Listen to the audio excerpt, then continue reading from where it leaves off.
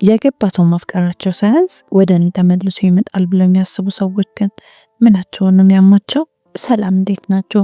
ዛሬም ሁልጊዜም እንደማረገው አንድ አሪፍ ያልኩትን ፊልም ይዤላችሁ መጥቻለሁ። ፊልሙ በ2023 ለእይታ የቀረበ ዘ አፌር የተሰኘ ፊልም ነው። አልጎሪዝሙ እንደሚያሳየኝ አብዛኛው ሰው ሰብስክራይብ ሳያደርግ ነው የሚመለከተኝ። አሁን ይህን አጋጣሚ ውሰዱና ሰብስክራይብ ያደረጋችሁ እኔታችሁን አበረታቱኝ። ሁልጊዜ እንደምላችሁ አሁንም የምሰራቸው ፊልሞች ሌሎች ሰዎች ጋር እንዲደርስ የላይክ ምልክቷን እየነካችሁ ይህንን ፊልም ጀምሩት። ፊልሙ ሲጀምር ደግለስ የተባለ ፓስተር ያስተዋውቀናል። ዴና የተባለች ሚስት አለችው። ዴና እርጉዝ ከመሆኗን ባሻገር የምትወልድበት ቀን ተቃርቧል። ዳግለስ ከሚስቱ ውጪ የቸርቹ አባል የሆነችውን ማርሲ የተባለችም ሴት አስረግዟል። የአምልኮ ስርዓቱ ልክ እንዳለቀ ነበረ የደግለስ ሚስት ምጧ የመጣው። የማርሲ ጓደኛ ሲንዲ ሁሌ ነበር የምትናደድባት። ባልጠፋ ሰው እንዴት ከባለ ትዳር ታረግዣለች ትላታለች። ሲንዲ ጓደኛዋ ፓስተሩ ጋር ያላትን ግንኙነት ለምን እንደምትደባብቅ አልገባትም። ፓስተሩ እንደሚላት ከሆነ ግን ሚስቴን ጥዬ አንቺን መጥቻ ያገባሻለው ነው። ሲንዲ እንዲህ እያለች ጓደኛዋን እያስጨነቀች እያለ የዝችኛውም ምጥ ይመጣል። የዳግለስ ሚስቱም ቅምጡም በተመሳሳይ ሰዓት እየወለዱ ነው። ዳግለስና ሚስቱ ለልጃቸውም ስም ወጡለት። ዳግለስ ሚስቱ አጠገብ ከቆየ በኋላ እምጡን ለማየት ስልክ ሲደወልለት ይሄዳል። እዛም ኮስተር ብሎ ለምንድን የደወላችሁልኝ አለ። ዳግለስ ብሎ በማርሲ በጣም ተናዶባታል። እንዴት ብደፍሪ ነው ሚስት የወለደች ቀን ልጁ የምትወልጁ ይላታል። የሚያዝናናው ነገር ደግሞ እሱ ብቻ አይደለም፣ ሁለቱም ልጆቹ አንድ አይነት ስም ያላቸው። የዳግለስ ሀሳብ የሚመስለው ማርሲ ፈሷን ያዝ አርጋ እንደምትቆየው ምጧን ያዝ አርጋ እንድትቆይ ነበር። ዳግለስ ነገሮችን ለማማከር ጓደኛውን ኦርላንዶ ይጠራዋል። ኦርላንዶም ታሪኩን ከሰማ በኋላ በል አንዴ ተሳስተሃል፣ ነገሩን ጠቅላላ ለሚስት ንገራት አለው። ዳግለስም ትዳራችን ይበጠበጣል እንዴት እነግራታለሁ ይላል። አስባችሁታል? ነገርየውን ሲያደርገው ግን ትዳራችን ይበጠበጣል ብሎ አላሰበም። የማርሲ እናት ፓም እና ጓደኞቹ አንድ ላይ በመሆን ካለችበት የህልም ዓለም ሊያነቋት ይሞክራሉ። እሷ ግን ሚስቱን ትቶ ተመልሶ እኔ ጋ ይመጣል ነው የምትለው። እነሱ እንደሚሏት ከሆነ በይ ልጅሽን ብቻሽን ለማሳደግ ራስሽን አዘጋጂ ነው የሚሏት። ማርሲ ለኔ ብሎ ሚስቱን ጥሎ ይመጣል ነው የምትለው እየደጋገመች። ምሽት ላይ ዴና ከተኛች በኋላ ዳግ ማርሲን ለማየት ወደ ቤቷ ይሄዳል። በዚሁ አጋጣሚ ሚስቱ እንደማይተዋት ነገራት። ምክንያት ብላ ስትጠይቀው ፈጣሪ ፊት ቆሜ አልተውሽም ብዬ ቃል ገብቼላታለሁ ነው ያላት። ማርሲ በጣም ትናደድና ከአንተ ጋር ለመሆን ዴናን መግደል ካለብኝም እገላታለሁ ትለዋለች። ተናዶም ጥሏት ሊሄድ ሲል እንዴትም ማባብላት አቆየውና አብራት እንዲተኛ አረገችው። ምሽቱ ተመልሶ ሲመጣ ዴና በጣም ተናዳ የት ሄደ ነበር ትለዋለች። ማርሲ ልጇን ይዛ ወደ ቸርች ትመጣለች። ዴና በጣም ደስ ብሏት ልጇን ተቀብላ እያየችው በጣም ቆንጆዬ ልጅ ነው ያለሽ አለቻት። ዴናም የልጁን አባት ስጠይቃት ማርሲ አለ ብላ አለባብሳ ነበር ያለፈችው። ዴና ትንሽ ግራ ያጋባት ነገር ቢኖር የልጇ ስምና የማርሲ ልጅ ስም ይመሳሰላል። ዴናም ለመጠራጠር ስትል ዳግ ይመጣና ፓስተሯም አይደለው ፈጣሪን የሚፈራ ሰውን ሰዎች መከተል ይወዳሉ፣ ለዛ ነው እኛን እየተከተለች ያለችው ይላታል። ከዛም ዳግ በንዴት ማርሲ ጋር ይሄድና ከዚህ በኋላ አጠገቤ እንዳትደርሺ፣ ሲቀጥል ልጁም የኔ ልጅ አይደለም አላት። ከዛም ከኔ ከሚስቴና ከቸርቼ ብትርቂ ነው የሚሻልሽ ይላታል። ማርሲም ንግግሩ በጣም ያናድዳትና ቤት ገብታ ቢላ ይዛ ትወጣለች። እናም ሁኔታዋ የምር የምትገለው ነበር የሚመስለው። ዳግም ወደ ቤት ከተመለሰ በኋላ ያረገው ነገር በጣም እየጸጸተው ስለነበረ መጸለይ ይጀምራል። ለዴናም መዋሸት ከበደው እና እውነቱን ነገራት፣ ሌላ ልጅ እንዳለው ከሌላ ሴት። ዴና በጣም ተናዳ በጥፊ ነበር የመለሰችለት። ጥሎም ያደረገችው ነገር ወደ መኝታ ቤቷ ገብታ ማልቀስ ነበረ። ምክንያቱም አይኗ እያየ ባሏና ጓደኛዬ ያለቻት ሴት አንድ ላይ ሸወዷት። ያደረገውን ነገርም ከቸርቹ ሰዎች ሚስጥር አድርጎ መጠበቅ ስለፈለገ ዴናም ጥለሽኝ እንዳትሄጂ ብሎ ይለምናታል። አውቃለሁ እግዚአብሔር ሰው ነኝ፣ ግን በአንድ በኩል ደግሞ እኔም የሰው ልጅ ነኝ፣ እንደ ሰዎች ጥፋት ላጠፋ እችላለሁ ይላል።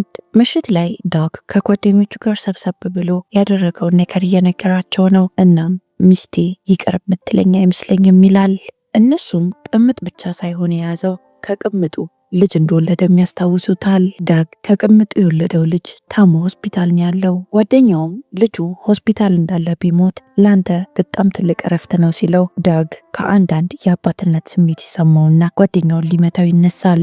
ቤት ውስጥ ዲና እቃዋን እያስተካከለች ነበረ። በዚህ መሃል ከሆስፒታል ይደወልላትና ሕፃኑ ያለበት ሁኔታ እንደሚያስፈራ ይነገራታል። እሷም የሰማችውን ነገር ለዳግ ልትነግረው ስትደውልለት ስልኳን አያነሳላትም። እሷም ራሷ ወደ ሆስፒታል ትሄድና ልጁን መንከባከብ ጀመረች። ማርሲም ዳግ ከጓደኞቹ ጋር አንድ ሁለት የሚልበት ቦታ ትመጣና ይቅር በለኝ ብላ ትለምነዋለች። እሱም በጣም ተናዶ ጥሏት ይሄዳል። ማርሲ በዳግ መገፋቷ እንደ እብድ እያረጋት እየመጣ ነው። ይህም ብቻ አይደለም፣ ራሷን ለማጥፋት እያሰበች ነው። ማርሲ ደም ስሯን ለመቁረጥ ትሞክራለች፣ ግን ጓደኛዋ ቶሎ ደርሳላት ወደ ሆስፒታል ወሰደቻት። ዳግለስ ከማርሲ የወለደው ልጅ ላይ ዲኤንኤ ሲያሰራ የራሱ ልጅ እንደሆነ አረጋገጠ። ማርሲ የአእምሮ ጤናዋ ትክክል ስላልሆነ ወደ አእምሮ ህሙማን ሆስፒታል ገብታለች። ሲሻላት ልጇን መውሰድ እንደምትችልና እንደማትችል ፍርድ ቤት ነው የሚወስነው። እስከዛ ልጁን የማሳደግ ኃላፊነት የዳግና የዲና ይሆናል። ማርሲ የአእምሮ ህሙማን ሆስፒታል ውስጥ ጤናዋ እየባሰበት እየመጣ ነው። ብቻዋንም ማውራት ጀምራለች። ራሷን እንዳትጎዳ ለብቻ ነበር የታሰረችው። ጓደኞቿ ሊጠይቋት ሲሄዱ ልጇ በህይወት እንደተረፈ ይነግሯታል። ማርሲም ከዓመት የህክምና ቆይታ በኋላ ተሽሏት ከሆስፒታሉ ትወጣለች። እናም ተመልሳ ወደ ህይወቷ ስትመጣ ዳግ ከፓስተርነት ቦታው እንደተነሳ ይነገራታል። ምክንያቱም ከተለያዩ ሴቶች ጋር እንደሚተኛ ስለታወቀ ነው።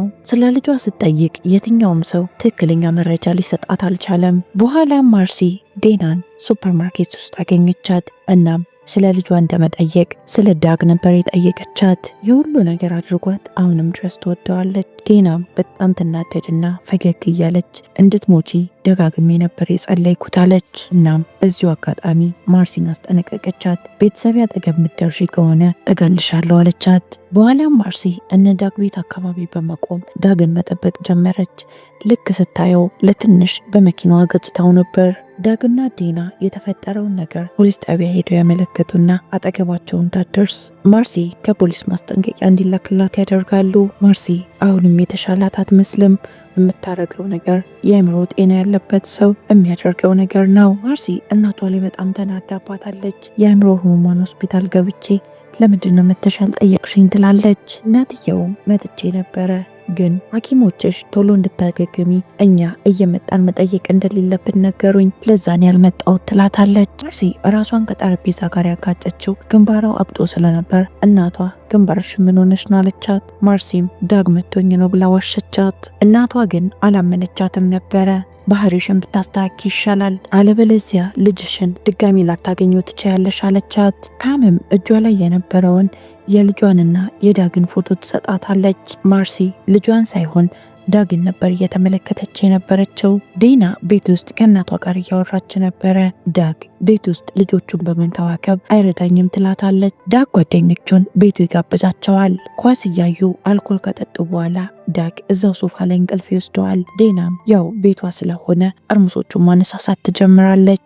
እዚህ መሃል ነበረ ማርሲ ከፍርድ ቤት የላከችውን ወረቀት የተመለከተችው። ወረቀቱም ማርሲ ልጇን ለማየት እንዲፈቀድላት ነው የሚገልጸው። የዳግ ጓደኛም ዴናን ለማጽናናት ጠጋ ይልና ምንድነው ችግሩ ብሎ ጠየቃት። እሷም ብቻዬን ሁሉም ነገር በዛብኝ፣ ዳግ በምንም አይነት ነገር እያገዘኝ አይደለም ትለዋለች። የዳግ መልቪን የተባለው ጓደኛውም የሚገርምሽ ነገር ጸባዩ ሰሞኑን ትንሽ ተቀይሯል ይላታል። አባሁዬም አጋጣሚውን በመጠቀም እኔም እኮ እወድሻለሁ ብሎ ሊስማት ጠጋ ይላል። እሷም እባክህ አቁም ብላ ልትገፈትረው ስትሞክር ትፍሺ ዳግ እኮ ሌላ ቀምጥ አለው ይላታል። ከዛም ልክ የማይደረገውን ለማድረግ ሲጠጋጉ ዳግ ከተኛበት ይነሳል።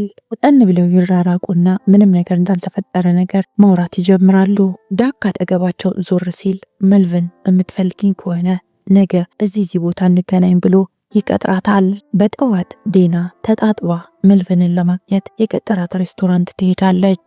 የሚያሳዝነው ነገር የማርሲ ጓደኛ ሲንዲ ሬስቶራንት ውስጥ ነበረች። መልቪን ዴናን እንዳያት ጠጋ ብሎ ሊሰማት ሲል እሷም ገፍተር ታረገውና የምናረገው ነገር ትክክል አይደለም፣ ትላንት የተፈጠረውንም እርሳው ትለዋለች። መልቪን ግን የምትለውን እየሰማ አልነበረም። ዝም ብሎ አግባብ ያልሆነ ቦታ ይነካካታል። ሁኔታዋ እንደሚያሳየው ደስ እንዳላት ነው፣ ግን በአንድ ጎን ደግሞ ባታደርገው ደስ ይላታል።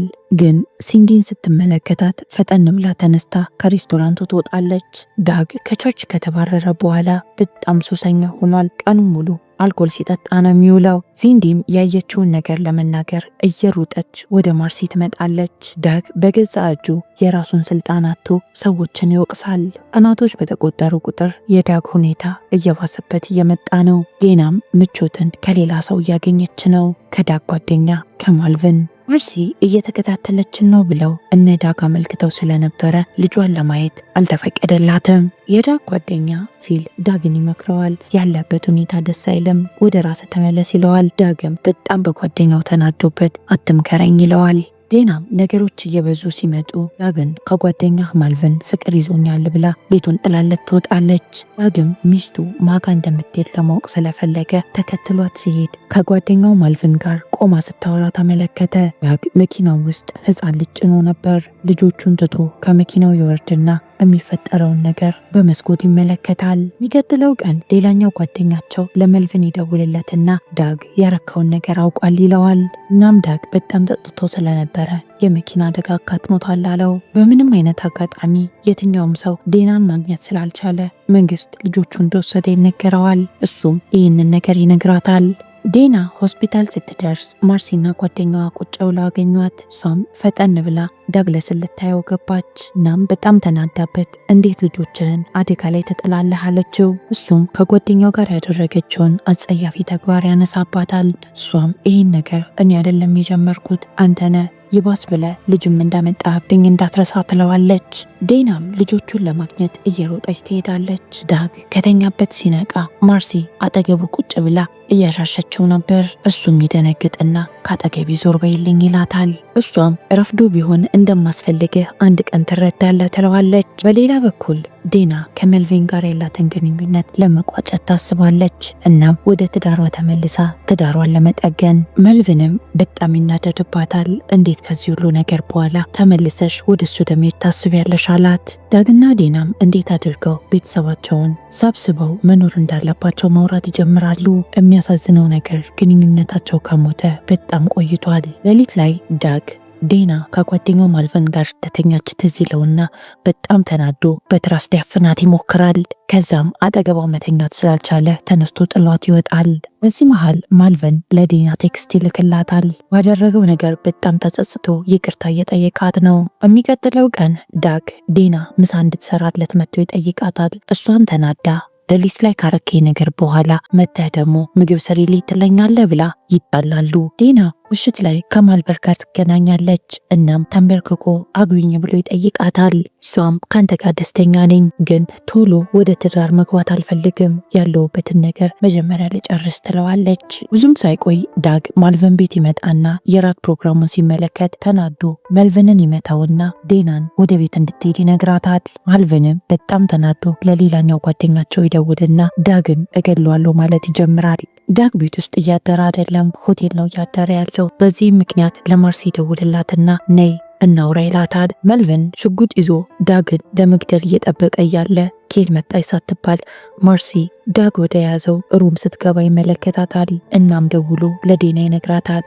ዴናም የማይደረገውን እያደረጉ እያለ ደረሰችባቸው። ማርሲም ዴናን ለማናደድ አይፈልግሽም፣ ከዚህ በኋላ ከኔና ከልጄ ጋር ነው የሚኖረው ትላታለች።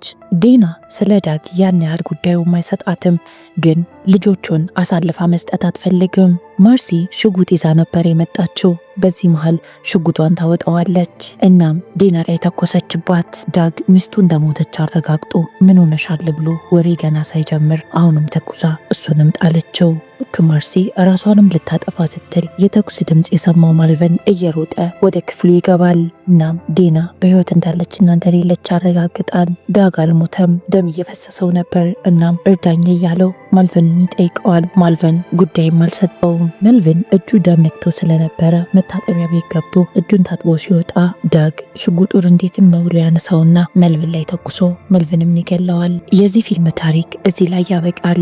ስለ ፊልሙ ያላችሁን አስተያየት ኮሜንት ላይ ከመጻፍ ወደ ኋላ እንዳትሉ። ሁልጊዜም እንደምላችሁ ላይክ፣ ሼር፣ ሰብስክራይብ ማድረግ እንዳትረሱ። እወዳችኋለሁ።